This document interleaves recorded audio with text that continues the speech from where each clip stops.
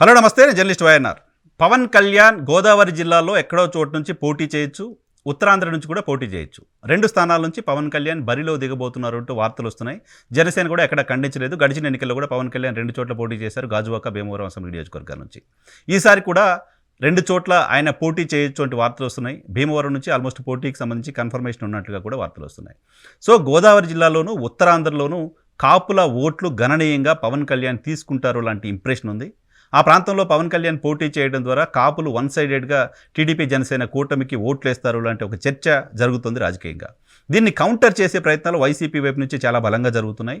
దీన్ని కౌంటర్ చేయడం కోసం ముద్రగడ పద్మనాభంని తెరపైకి తీసుకొచ్చింది వైఎస్ఆర్ కాంగ్రెస్ పార్టీ. ముద్రగడ పద్మనాభంని అవసరమైతే పవన్ కళ్యాణ్ ఎక్కడ పోటీ చేస్తే అక్కడ కంటెస్ట్ చేయించాలనే ఆలోచన చేస్తోంది.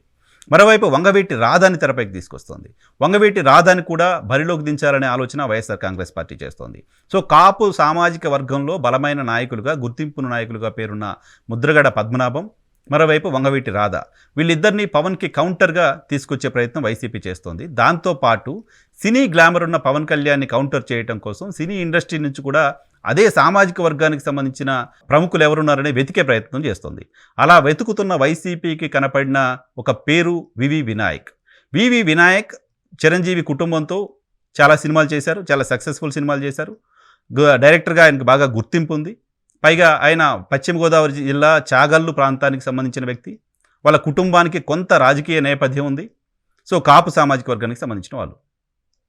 ఈ నేపథ్యంలో వివి వినాయక్ని గోదావరి జిల్లాల నుంచి బరిలో దించడం ద్వారా కాపు ఓట్లలో స్ప్లిట్ తీసుకురావచ్చు, కాపు ఓట్లు వన్ సైడెడ్గా పవన్ కళ్యాణ్కి వెళ్లకుండా అడ్డుకట్ట వేయొచ్చు అనేది వైసీపీ గేమ్ ప్లాన్గా కనపడుతుంది. ఆ గేమ్ ప్లాన్లో భాగంగా కొంతమంది వైసీపీ నేతలు ఇప్పటికే వివి వినాయక్తో సమావేశమయ్యారు, చర్చలు జరిపారు అనేది మనకు అందుతున్న సమాచారం. వివి వినాయక్ని బరిలోకి దించాల్సి వస్తే ఆయన సొంత జిల్లాకు సంబంధించిన వెస్ట్ గోదావరి జిల్లాకు సంబంధించిన ఏలూరు పార్లమెంటు స్థానం నుంచి బరిలో దించితే ఎలా ఉంటుంది అంటూ ఓ చర్చ వైసీపీ చేస్తోంది, ఓ ఆలోచన వైసీపీ చేస్తోంది. దాంతోపాటు కాకినాడ పార్లమెంట్ స్థానానికి సంబంధించి కూడా వివి వినాయక్ని బరిలోకి దింపొచ్చు అనే ఆలోచన కూడా వైఎస్ఆర్ కాంగ్రెస్ పార్టీ చేస్తున్నట్లుగా వార్తలు వస్తున్నాయి. గతంలో కాకినాడ పార్లమెంటు స్థానం నుంచి కాపు సామాజిక వర్గానికి సంబంధించిన వంగా గీత ప్రాతినిధ్యం వహించారు. ప్రస్తుతం ఆమె ఇక్కడ సిట్టింగ్ ఎంపీగా ఉన్నారు.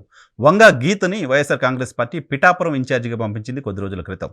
పిఠాపురం నుంచి ఆమె అసెంబ్లీకి పోటీ చేయబోతున్నారు. అక్కడ సిట్టింగ్ ఎమ్మెల్యేగా ఉన్న దొరబాబును పక్కన పెట్టి అక్కడ వంగా గీతకు అవకాశం కల్పించారు. ఈ నేపథ్యంలో కాకినాడ పార్లమెంటుకు ఎవరు పోటీ చేస్తారనే దానిపైన క్లారిటీ లేదు. కాకినాడ పార్లమెంటుకు పోటీ చేయడానికి సంబంధించి కొంతమంది వైసీపీ సిట్టింగ్ ఎమ్మెల్యేలను అడిగితే వాళ్ళెవరూ ముందుకు రావట్లేదు అంటూ వైసీపీ వర్గాలు చెప్తున్నాయి. ఈ నేపథ్యంలో కాపు సామాజిక వర్గానికి సంబంధించిన వంగా గీతతో ఖాళీ అయిన స్థానాన్ని అదే సామాజిక వర్గానికి సంబంధించిన సినీ గ్లామర్ ఉన్న వివి వినాయక్తో పూర్తి చేయాలనే ఆలోచన వైఎస్ఆర్ కాంగ్రెస్ పార్టీ చేస్తోంది. చలమల శెట్టి సునీల్ కోసం ప్రయత్నం చేసినప్పటికీ ఆయన కూడా పోటీకి నిరాకరిస్తున్నట్లుగా వార్తలు వస్తున్న నేపథ్యంలో కాకినాడ పార్లమెంట్ నుంచి వివి వినాయక్ని బరిలో దించే ఆలోచన చేస్తోంది. తూర్పుగోదావరి జిల్లాకు సంబంధించిన కాకినాడ పార్లమెంట్లో వివి వినాయక్ పోటీ చేస్తే సామాజిక వర్గ పరంగా మొత్తం టీడీపీ జనసేన కూటమి వైపు వెళ్లకుండా సామాజిక వర్గంలో కొంత షేర్ మనం తీసుకోవచ్చు అని ఆలోచన చేస్తోంది.